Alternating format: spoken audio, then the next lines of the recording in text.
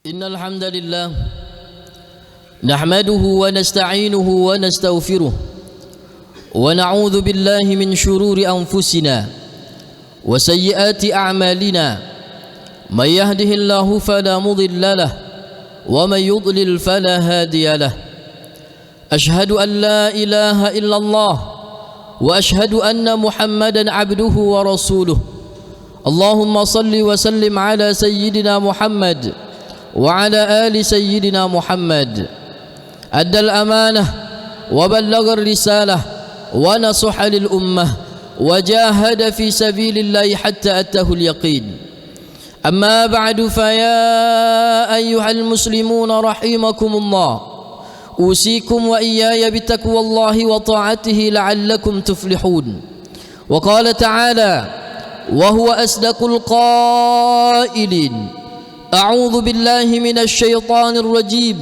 بسم الله الرحمن الرحيم يا أيها الذين آمنوا اتقوا الله حق تقاته ولا تموتن إلا وأنتم مسلمون صدق الله العظيم. Ma'asyiral hadirin, jamaah Jumat dimuliakan oleh Allah Subhanahu wa taala. Mari sama-sama kita meningkatkan ketakwaan kita kepada Allah Subhanahu wa taala, yaitu takwa dalam arti yang sebenar-benar takwa, dengan menjalankan segala macam bentuk perintah Allah dan menjauhi segala macam bentuk larangannya. Kemudian salawat dan salam mari sama-sama kita limpahkan, kita aturkan kepada junjungan kita, pemimpin kita Nabi besar Muhammad sallallahu alaihi wa alihi wasallam, juga kepada keluarga, sahabat serta pengikutnya hingga akhir zaman. Amin ya rabbal alamin. Ma'asyiral hadirin, jamaah Jumat dimuliakan oleh Allah Subhanahu wa taala. Salah satu nikmat besar yang Allah Subhanahu wa taala berikan kepada kita semua, yaitu Allah Subhanahu wa taala masih mempertemukan kita dengan hari yang mulia ini. Hari ini disebut dengan Yaumul Jumu'ah, hari Jumat. Dia disebut juga dengan Sayyidul Ayyam, pemimpin dari hari-hari yang lain. Banyak sunnah-sunnah yang diajarkan oleh baginda Rasul Muhammad sallallahu alaihi wa alihi wasallam pada hari Jumat, dan salah satunya adalah sunnah untuk memperbanyak bersolawat kepada baginda Rasul Muhammad sallallahu alaihi wa alihi wasallam. Maka solawat yang kita ucapkan, solawat yang kita lantunkan, pada hakikatnya kebaikannya akan kembali kepada diri kita masing-masing.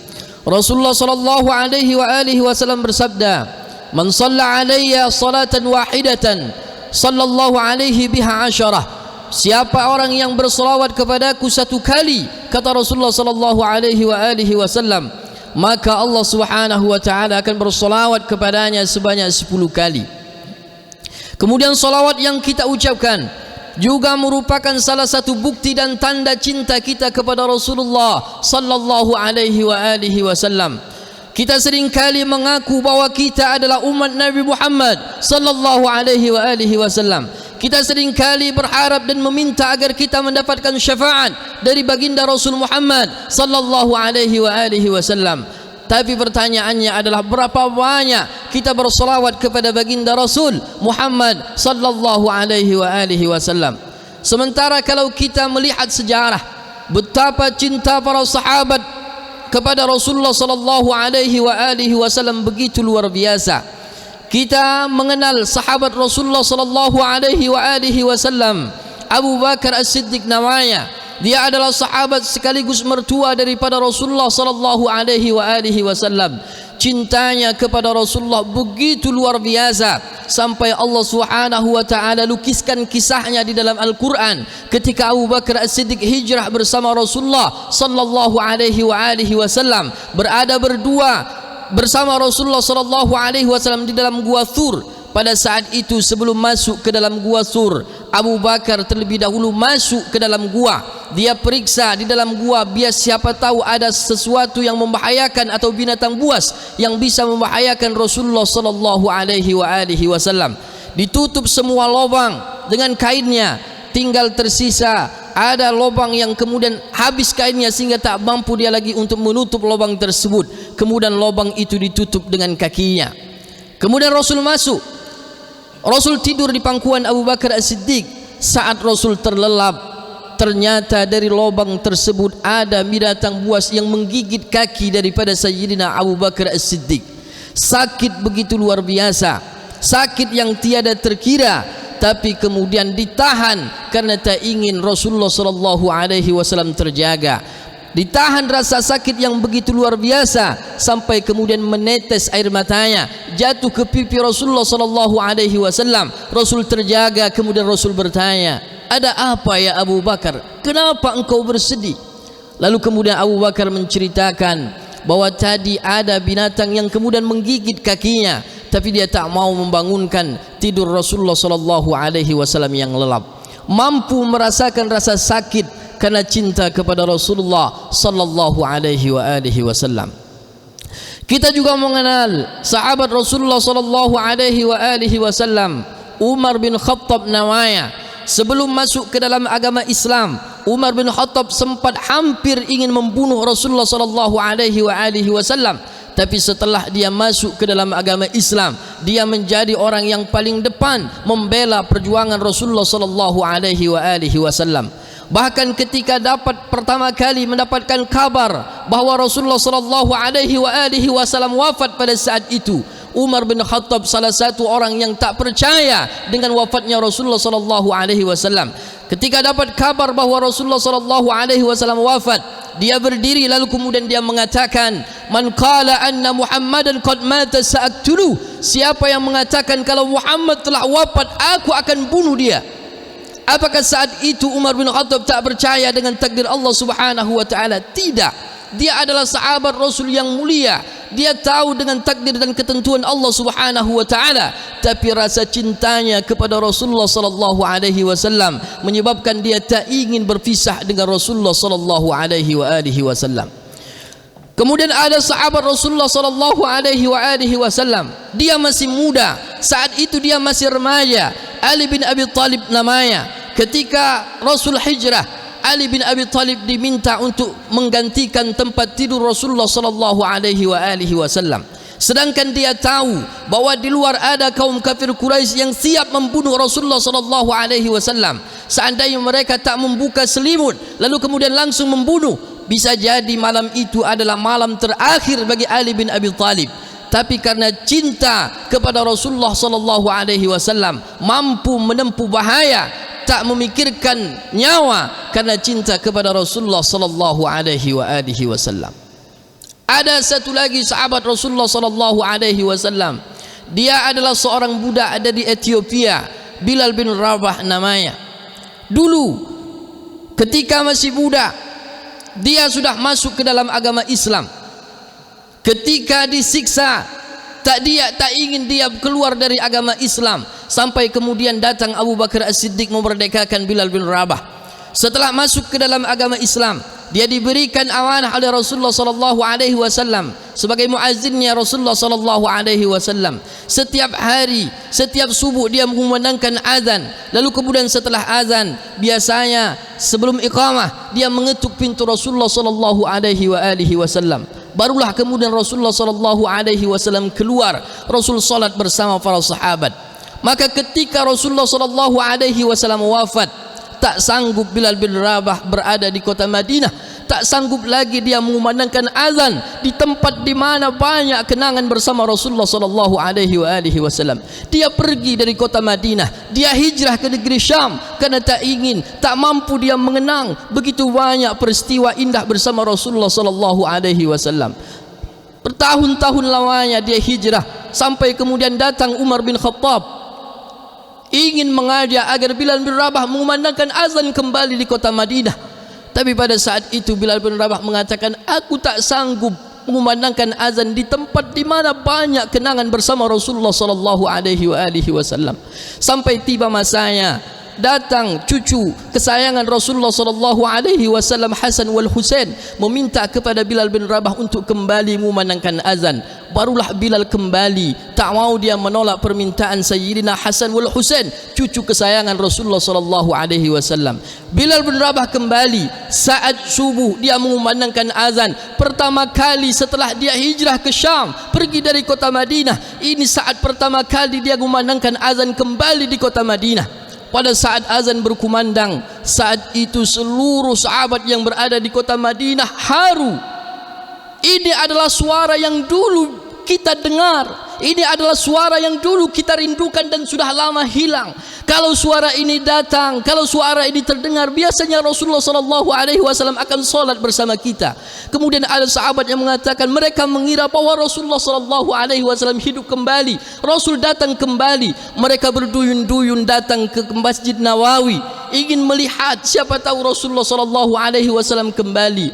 Tapi ketika mereka sampai, mereka tak menjumpai Rasulullah sallallahu alaihi wasallam. Mereka tak berjumpa dengan Rasulullah, yang ada hanyalah muazzinnya Rasulullah sallallahu alaihi wasallam. Saat itu Madinah haru, mereka menangis karena mereka menyadari bahwa Rasulullah sallallahu alaihi wasallam tak akan pernah kembali lagi. Begitu luar biasa cinta para sahabat kepada Rasulullah sallallahu alaihi wasallam. Ma'asyiral hadirin, jamaah Jumat dimuliakan oleh Allah Subhanahu wa taala. Maka pertanyaannya adalah bagaimana dengan kita? Apa yang sudah kita buktikan sebagai tanda cinta kita kepada Rasulullah sallallahu alaihi wasallam? Tiap hari kita berharap mendapatkan syafaat daripada Rasulullah sallallahu alaihi wasallam. Apa yang sudah kita lakukan untuk agama Allah? Apa yang sudah kita berikan untuk Rasulullah sallallahu alaihi wasallam? Padahal Rasulullah sallallahu alaihi wasallam beliau selalu mengingat kita, bahkan di akhir hayat beliau bukan keluarga beliau yang beliau ingat, bukan anak istri beliau yang beliau sebut, tapi di akhir hayat beliau yang beliau sebut adalah kita, ummati, ummati, umatku, umatku. Kita yang dipikirkan oleh Rasulullah sallallahu alaihi wasallam. Sebab itu sudah menjadi suatu kewajiban bagi kita semua untuk senantiasa mengamalkan sunnah-sunnah yang diajarkan oleh Rasulullah sallallahu alaihi wasallam dan memperbanyak bersolawat kepada Rasulullah sallallahu alaihi wasallam. Ma'asyiral hadirin, jamaah Jumat dimuliakan oleh Allah Subhanahu wa taala. Kenapa para sahabat begitu luar biasa cintanya kepada Rasulullah sallallahu alaihi wasallam? Ini salah satunya adalah karena akhlak yang mulia yang ada dalam diri Rasulullah sallallahu alaihi wasallam. Sebab itu tak heran kalau dalam Al-Qur'an disebutkan laqad kana lakum fi Rasulillah uswatun hasanah. Sungguh dalam diri Rasulullah sallallahu alaihi wasallam terdapat suri tauladan yang baik. Sayyidatuna Aisyah radhiyallahu anha ketika ditanya bagaimana akhlak Rasulullah sallallahu alaihi wasallam, maka Sayyidatuna Aisyah menjawab, kana khuluquhul Qur'an. Sesungguhnya akhlak Rasulullah sallallahu alaihi wasallam adalah Al-Qur'an. Sehingga tak heran setiap orang yang dekat dengan Rasulullah sallallahu alaihi wasallam cinta kepada beliau. Setiap orang yang dekat kepada Rasulullah tak ingin berpisah walaupun sebentar dengan Rasulullah sallallahu alaihi wasallam. Jangankan umat Islam, orang yang sudah masuk ke dalam agama Islam, musuh yang tadinya membusui Rasulullah sallallahu alaihi wasallam karena akhlak yang mulia, banyak di antara musuh-musuh Rasulullah sallallahu alaihi wasallam yang kemudian masuk bersyahadat, masuk ke dalam agama Islam lantaran akhlak Rasulullah sallallahu alaihi wasallam. Dalam sebuah kisah diceritakan ketika Rasulullah sallallahu alaihi wasallam wafat, datang Abu Bakar As-Siddiq menemui Aisyah radhiyallahu anha. Kemudian dia bertanya, wahai Aisyah, Rasulullah sallallahu alaihi wasallam telah wafat. Aku ingin melakukan seluruh apa yang diamalkan oleh Rasulullah sallallahu alaihi wasallam. Adakah amalan yang dilakukan oleh Rasulullah yang itu belum pernah aku lakukan? Kemudian Aisyah bercerita bahwa Rasulullah sallallahu alaihi wasallam salah satu kebiasaan beliau pergi ke pasar Madinah, lalu kemudian di pasar Madinah itu ada seorang Yahudi pengemis yang buta. Lalu kemudian Rasulullah sallallahu alaihi wasallam menyuapkan makanan kepada orang Yahudi yang buta ini. Maka keesokan harinya Abu Bakar As-Siddiq ingin melakukan seperti apa yang dilakukan oleh Rasulullah sallallahu alaihi wasallam. Dia pergi ke pasar Madinah dan memang ternyata dia menjumpai ada seorang pengemis Yahudi yang buta. Lalu kemudian Abu Bakar As-Siddiq langsung menyuapkan makanan kepada orang Yahudi yang buta ini. Tapi apa reaksi orang Yahudi yang buta ini ketika masuk makanan itu ke dalam mulutnya? Kemudian dia menolak, kemudian mengatakan, "La, tidak, engkau bukan orang yang biasa menyuapkan makanan kepadaku setiap hari." Abu Bakar As-Siddiq heran, orang ini adalah orang yang buta, dia tidak bisa melihat. Dari mana dia tahu bahwa aku bukan orang yang biasa menyuapkan makanan kepadanya setiap hari? Kemudian Abu Bakar As-Siddiq bertanya, "Dari mana engkau tahu bahwa aku bukan orang yang biasa menyuapkan makanan kepadamu setiap hari?" Maka orang Yahudi ini kemudian mengatakan, "Kalaulah orang yang biasa menyuapkan makanan kepadaku setiap hari, tak akan susah makanan itu masuk ke dalam mulutku." Apa rahasianya? Ternyata Rasulullah sallallahu alaihi wasallam sebelum beliau suapkan kepada orang Yahudi yang buta ini, terlebih dahulu Rasulullah sallallahu alaihi wasallam kunyahkan, Rasul lembutkan makanan itu sampai halus. Setelah itu baru kemudian Rasulullah sallallahu alaihi wasallam suapkan kepada orang Yahudi yang buta ini. Tapi apa yang didapatkan oleh Rasulullah sallallahu alaihi wasallam? Tiap kali Rasul menyuapkan makanan kepada orang Yahudi yang buta, tiap kali itu juga orang Yahudi yang buta ini mengatakan, "La tusaddiq Muhammad."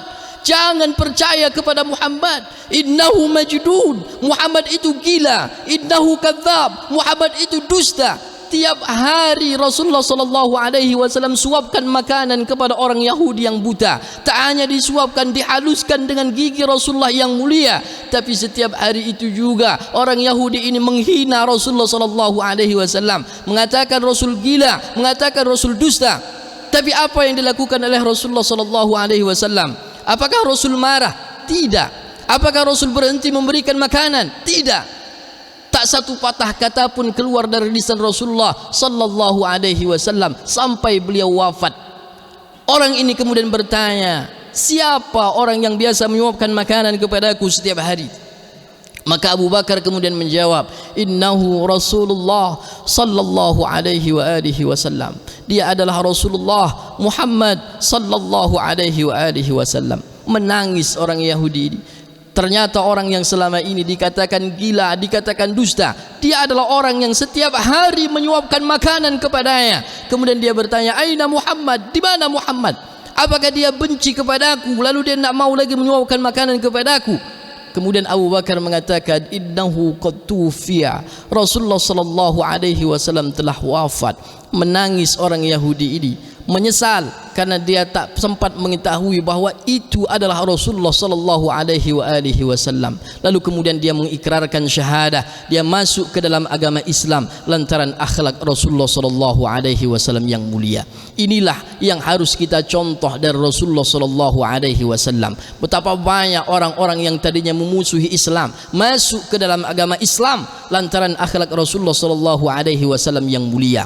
Maka pertanyaannya adalah bagaimana dengan kita? Terkadang banyak orang-orang yang sudah dekat ke dalam Islam, sudah dekat ingin masuk ke dalam masjid, tapi gara-gara lisan kita yang tajam, justru orang menjauh dari masjid, justru orang menjauh dari Islam lantaran lisan kita yang tak terjaga. Padahal Rasulullah sallallahu alaihi wasallam mengajarkan akhlak yang begitu luar biasa. Ma'asyiral hadirin, jamaah Jumat yang dimuliakan oleh Allah Subhanahu wa taala. Oleh karena itu, mari senantiasa kita perbanyak berselawat kepada Rasulullah sallallahu alaihi wasallam. Kita tak seberuntung Abu Bakar As-Siddiq, sahabat sekaligus mertua Rasulullah sallallahu alaihi wasallam. Kita juga tak seberuntung Ali bin Abi Thalib, mengalir nasabnya, bersambung nasabnya dengan Rasulullah sallallahu alaihi wasallam. Kita tak seberuntung Bilal bin Rabah yang setiap subuh salat, setiap hari salat bersama Rasulullah sallallahu alaihi wasallam. Kita adalah umat akhir zaman. Kita jauh dari Rasulullah sallallahu alaihi wasallam. Kita tak pernah melihat Rasul, kita tak pernah berjumpa dengan Rasulullah sallallahu alaihi wasallam. Kita hanya tahu sejarah Rasulullah sallallahu alaihi wasallam dari Al-Qur'an, dari hadis, dari sejarah-sejarah Islam. Tapi yakinlah, mudah-mudahan cinta kita kepada Rasulullah sallallahu alaihi wasallam ini akan menjadi saksi bahwa kita betul-betul umat Rasulullah sallallahu alaihi wasallam, dan menjadi sebab kita diakui sebagai umat Rasulullah sallallahu alaihi wasallam. Mudah-mudahan kita inilah yang disebutkan oleh Rasulullah sallallahu alaihi wasallam akan minum di telaga Hud, di telaga Kautsar bersama Rasulullah sallallahu alaihi wasallam. Ketika ditanya, siapa yang akan minum bersamamu ya Rasulullah? Rasul menjawab, ikhwani, saudara-saudaraku. Sahabat bertanya, anahnu ya Rasulullah, kami ini saudara-saudaramu ya Rasulullah.